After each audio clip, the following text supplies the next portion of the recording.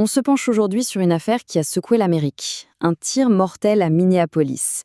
Et derrière ce drame, deux récits, deux versions qui s'affrontent de manière radicale. D'un côté, on nous parle de légitime défense de la part d'un agent fédéral, de l'autre, on dénonce un abus de pouvoir qui a coûté la vie à une mère de famille. Essayons de démêler le vrai du faux. Tout commence avec cette image. On est un mercredi matin, en janvier. Et ce véhicule, un SUV, tout ce qu'il y a de plus banal, va se retrouver au centre d'une confrontation qui va tourner au drame. En l'espace de quelques minutes, une rue tranquille de Minneapolis devient une scène de crime, et la vie de toute une famille va être brisée. Voilà le fait, le seul fait qui ne soit pas contesté. Un agent de l'ICE, l'agence qui s'occupe de l'immigration aux États-Unis, a tiré et a tué une femme de 37 ans, mère de 3 enfants.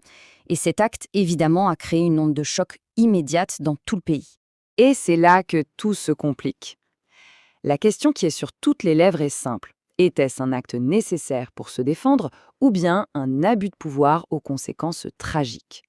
Pour y voir plus clair, il faut vraiment examiner les deux versions qui ont émergé, deux versions complètement opposées. Alors, pour bien comprendre, revenons d'abord au déroulé des faits, à ce qui s'est passé ce matin-là, en se basant sur les premières informations et surtout sur les vidéos qui ont très vite circulé.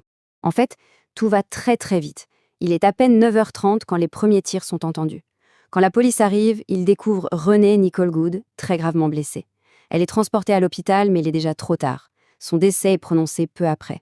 Et puis, il y a ces vidéos filmées par des passants, dont l'authenticité a été confirmée. Elles sont au cœur de l'affaire. On y voit des agents qui s'approchent de la voiture. Le véhicule, lui, se met à avancer doucement. Et c'est là, à ce moment précis, qu'un agent tire. La scène bascule alors dans le chaos. La voiture percute un poteau et on entend des cris de panique. Face à ces images troublantes, la réaction du gouvernement ne se fait pas attendre. Leur version est claire, nette et sans aucune ambiguïté. L'agent a agi en état de légitime défense. Le communiqué du département de la sécurité intérieure pose tout de suite le décor. Il parle d'agents bloqués par des émeutiers et décrit la conductrice comme quelqu'un qui a délibérément transformé son véhicule en arme avec l'intention de tuer. C'est un portrait de la situation qui dépeint une menace imminente et mortelle. La ministre elle-même, Kristi Noem, va enfoncer le clou. Elle parle d'une attaque, d'une tentative de rouler sur les agents. Pour elle, le tir n'est rien d'autre qu'un acte d'autodéfense. Et ce soutien vient du plus haut sommet de l'État.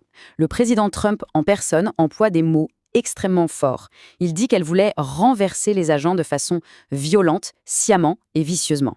Ça ne laisse aucune place à l'interprétation sur l'intention qui lui est prêtée. Sauf que cette version officielle, même si elle est martelée par les plus hautes autorités, va être immédiatement et très fermement contestée. Sur le terrain, une toute autre histoire se dessine.